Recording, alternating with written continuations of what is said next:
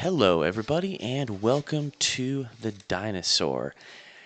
Before we get into today's topic, I want to talk a little bit about what I want to create with this channel, where I'd like things to go, and what you can expect from my videos. So I created this channel because I really love sports, I love film, I love TV, cars, books. I'm scatterbrained. I'm a scatterbrained person. Got a lot of thoughts knocking around my head, and would just like to take the time and really share them with you. Um, and yeah, create an outlet to express my thoughts and foster community of people and have a good time talking about a wide array of things. Like I said, sports, one of the things I'm really passionate about. And one thing that's really caught in my eye since UFC 304 is a lot of the discussion going around the welterweight division. Everyone acts like we're entering this brave new world where, oh, all the problems of boring champ Leon Edwards are over. The welterweight division, it's going to be great now. You know, Bilal's going to fight all the time. Shavkat's going to save us from him and his boring style, and everything's just going to be great. Sorry to be that guy. I just don't see it. I just don't see it. Sure, Shavkat gets more finishes than Bilal, but I don't know if that's quite what makes a fighter entertaining.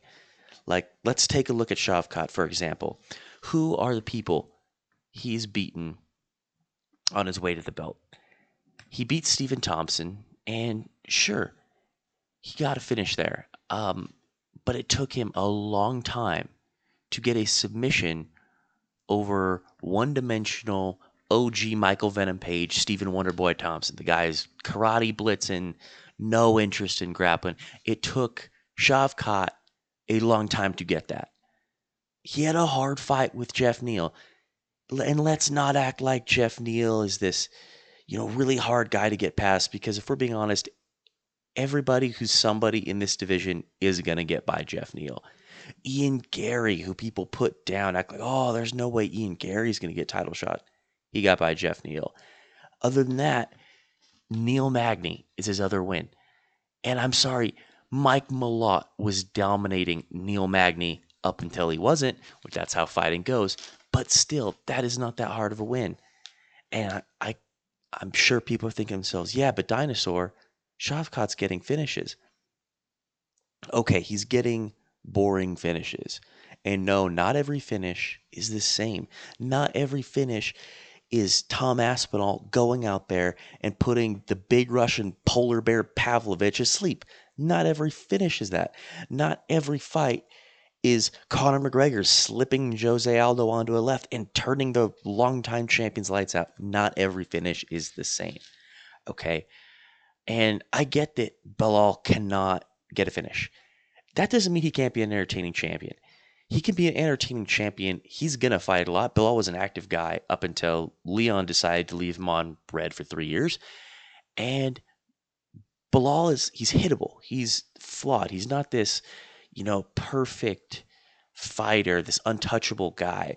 He doesn't have that glow that Islam kind of had before Volkanovski and Poirier. So I think that there's going to be a lot of people chomping at the bit at Bilal. I think people are going to be looking at him as a weak champion. I think everyone from 1 to 7 is going to say, I can take a shot at that guy, which could be fun.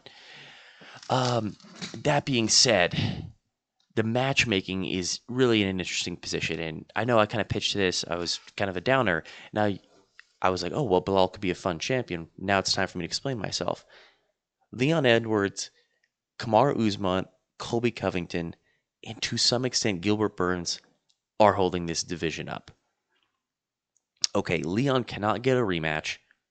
He's not going to fight Usman again. Neither one of them are going to want to take that fight. Neither one has anything to gain from that fight.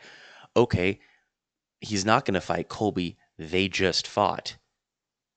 He's also not going to fight Shavkat, because if you're Shavkat, that fight doesn't make any sense to you. What do you do with Leon? What do you do with Usman? What do you do with Colby? Well, you could say, oh, well, Jack and Ian need fights. Yeah, but the problem there is if Jack and Ian lose, who are you giving a title shot to? There's no one to give a title shot to. The welterweight division could be fucked. Okay. And, looking around at other divisions, maybe Dustin Poirier can jump up. Uh, I think he's pretty played out. At lightweight, he's had, a few shots at the belt. He's come up short. I don't think anyone has ever had more shots at the belt than Dustin and gotten it done. Um, and he's going to be another guy that's going to look at Bilal and say, well, I got a shot. I mean, he put up a good fight against Islam, who sure, Bilal's a good grappler, but Islam is infinitely more dangerous. He's actually looking for the finish, unlike Bilal. And if you're Dustin Poirier, you got to watch Bilal Muhammad strike and think, he's fast, sure, but he doesn't move his head a lot. He's right there. He leaves himself open to strikes. And if you're Dustin Poirier, you know, Dustin's weakness in strike is he's gotten finished a couple times. Bilal's not going to hurt you. Dustin doesn't want to take damage, but he wants to get paychecks. What better fight if you're Dustin Poirier right now than go after Bilal Muhammad? You could, go for the belt. You're not going to take damage, and you'll get a payday. Problem is, you're not going to get a title shot after losing another title shot. He's got to hope that Bilal wins some fights. But right now, that could be the most entertaining alternative at welterweight. So yeah, I don't think that the welterweight division's in a really precarious place. I don't think a lot of people are acknowledging that, and that's just something I kind of wanted to get out there. See if anyone else is feeling the same way that, maybe Shavkat is not the world beater that we think he is. I mean, definitely he could still win a belt. Not going to say he can't go out there and take the belt off Bilal. Not saying that at all. Saying that calling him this untouchable, entertaining matador of a fighter, yeah, it's going a little too far, buddy. And yeah, we'll just have to see where this goes. I could be really wrong. It could be in the best place it's been in a long time. But I really think that if the situation in welterweight right now teaches us one thing, it's how good of a champion Usman really was. I mean, I took him for granted. I think a lot of people took him for granted too. But this guy, he was always taking fights. He was a really active fighter. He took George Masvidal's head off. That was pretty cool. He beat up Gilbert Burns, beat up Colby. He had bangers against Colby. First and second time, both great fights. And Usman was getting big finishes. I mean, who can't remember him overhanding Masvidal and Masvidal's water flying off his hair? I'll certainly never forget that, but then again, I was rooting for Masvidal. Anyway, I think it's going to be a long time before we see a champ like Usman again. I'm not even saying they need to go on a win streak like Usman went on. Just someone who's always active, getting finishes, having fun fights. And the welterweight division could be in for a real reckoning now that there's going to be the belt changing hands quite a bit. Or at least that's what I think.